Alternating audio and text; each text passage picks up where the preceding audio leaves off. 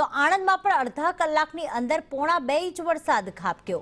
પોણા 2 ઇંચ વરસાદને લઈને જળબંબાકાર જેવી સ્થિતિ છે।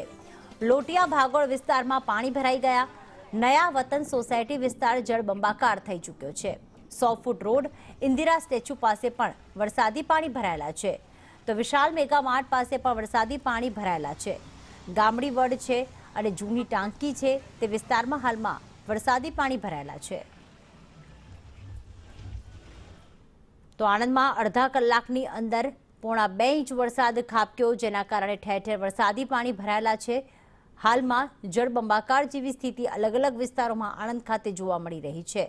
અડધો કલાકની અંદર જ્યારે પોણા 2 ઇંચ વરસાદ ખાબક્યો છે ત્યારે પાણી ઓસરી પણ નથી રહ્યું, કારણ કે એક સાથે જ્યારે વરસાદ વરસતું હોય છે ત્યારે કલાકો સુધી પાણી ભરાયેલું રહેતું હોય છે। મોડી રાતના પડેલો વરસાદનું પાણી હજી વહેલી સવારે પણ આણંદમાં ભરાયેલું જ છે અને જેના જ કારણે લોકોને તકલીફોનો સામનો કરવો પડી રહ્યો છે।